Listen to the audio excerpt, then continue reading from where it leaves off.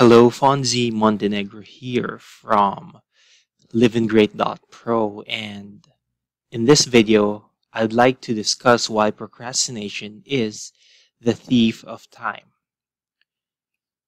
So before we start this video, please subscribe to this channel and let's go. So why procrastination is the thief of time? You don't get the important things done. You'll spend months, years, and even decades stuck in the same place. In fact, I've heard of a lot of people who haven't really succeeded in their businesses or in their careers because there are just things that they couldn't bring themselves to do it. So, I mean, they couldn't sacrifice short term to gain long term. Other people will progress faster than you, leaving you in the dust. So even if other people are moving slower than you, you are at a higher level than them. If you keep putting off the things that you need to do in order to take yourself to another level, now it may seem slow, but eventually the years will go by, and if you remain where you are, if you don't make the decision to really take action and, as Brian Tracy would say, eat that frog, if you don't, then other people will leave you in the dust. And suddenly, they are now at a higher position, than you are. And procrastination makes fear more important than taking imperfect action. The fear that you might fail or that you're not ready, that it will feel bad to take the action now.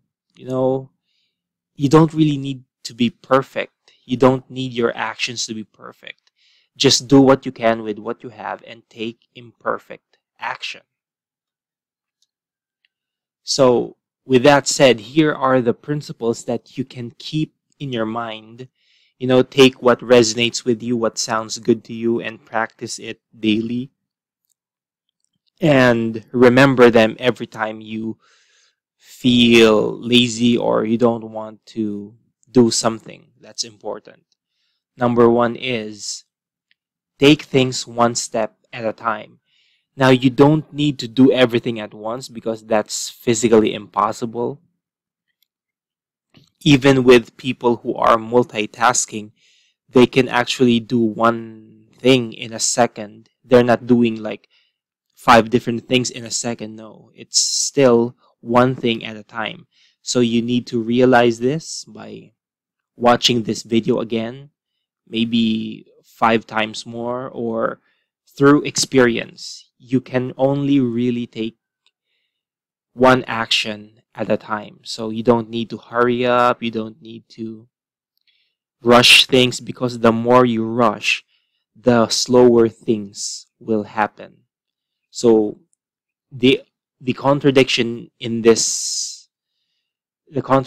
life is that the more you don't rush, the faster things will come. That has been my experience, and other successful people who have made millions through different means, they didn't really rush. They just, took things one step at a time. Go slowly but surely. So it's another way of saying the first principle, but